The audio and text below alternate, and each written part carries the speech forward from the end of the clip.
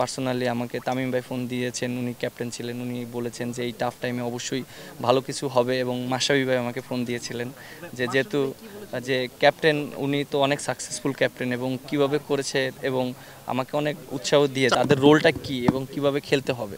সবচেয়ে tough time বোধহয় কাটাচ্ছিলেন এই সময়টাতে, মানে সাজেশন কারো কাছে নিয়েছেন? যদি একটা নাম বলতে বলি যে খুব বেশি আপনাকে আসলে এই টাইমটায় সাহস দিয়েছেন, পাশে দাঁড়িয়েছেন, কারণ আমরা মিডিয়াও সমালোচনা করছি, পাশাপাশি দর্শকরাও মাঠেও কিন্তু অনেক চাপে রাখছিল, আপনি এটা ফেস করেছেন, এটা আসলে অস্বীকার করার কোনো কিছু নেই। মানে কেমন লাগছিল তখন এই যে গ্যালারি থেকে দর্শকরা অনেক কথা বলছে, আবার মিডিয়ায় অনেক কথা আসছিল, সাপোর্টটা আসলে কিভাবে পাচ্ছেন? দেখেন, একটা বিষয় কি যে আমরা যেহেতু ভালো করছিলাম না এবং সবার এক্সপেকটেশনটা ছিল যে আমরা ভালো যেন করি, এবং তারা যে জিনিসটা করেছে আসলে আমি তাদের দোষও দিচ্ছি না, তারা আমাদের কাছ থেকে চায় যে আমরা ভালো কিছু করি এবং আমরা যদি ভালো করি তারা অনেক খুশি হয়। দর্শকরা হয়তো অনেক কথা বলেছে, বাট জিনিসটা আমরা পজিটিভলি নিয়েছি। আমরা দিন শেষে মনে করি যে তারা যে মাঠে খেলা দেখতে আসে, টিভির কাছ থেকে খেলা দেখছে, তারা চায় বাংলাদেশ টিম জিতুক, আমরা ভালো খেলি। এবং এন্ড অফ দ্য ডে তাদেরও বুঝতে হবে যে আমরা তো সবসময় চেষ্টা করি ভালো খেলার জন্য, আমরা তো কেউ খারাপ খেলার চেষ্টা করি না।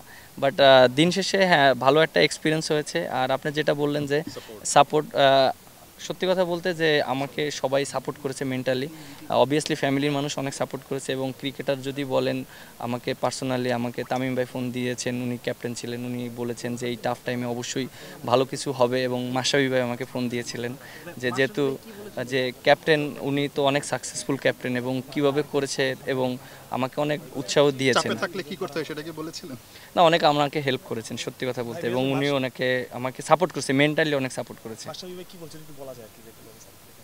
না, ও অবশ্যই বলেছে যে এই সময়টা মেন্টালি অনেক স্ট্রং থাকতে হবে এবং আমার জন্য জিনিসটা ইজি না, যেহেতু আমি ক্যাপ্টেন্সি করছি। আপনি দেখেন যে যদি কোনো সিনিয়র প্লেয়ার টিমে থাকতো তাহলে আমার জন্য জিনিসটা ইজি হয়ে যেত। যে লাইক আপনি দেখেন যে আমি যখন ক্যাপ্টেন্সিটা পেয়েছি, আমার কিন্তু কোনো ওইরকম সিনিয়র প্লেয়ারকে আমি পাইনি। রিয়াদ ভাই এবং মুশফিক ভাই দুজনই রিটায়ার্ড নিয়েছে। হয়তো মুশফিক ভাই, রিয়াদ ভাই দুজনে যদি মাঠে থাকতো আমার জন্য কাজটা ইজি হয়ে যেত, অনেক ডিসিশনের ক্ষেত্রে ইজি হয়ে যেত। সো এখন কিন্তু আমার জন্য একটু অবশ্যই অনেক টাফ সময়, বাট আমাকে একটু সময় দিতে হবে, সবার একটু ধৈর্য ধরতে হবে।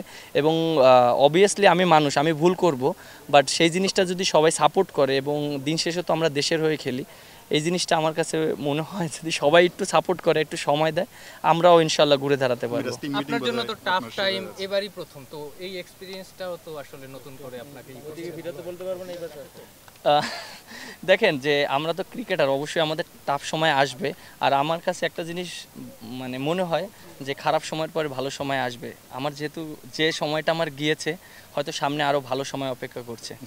অবশ্যই অনেক ধন্যবাদ মিরাজ। মিরাজের টিম মিটিং মিরাজ আছে। যেটা বললেন, All time Roma, you are so All time Roma. Taste it, love it.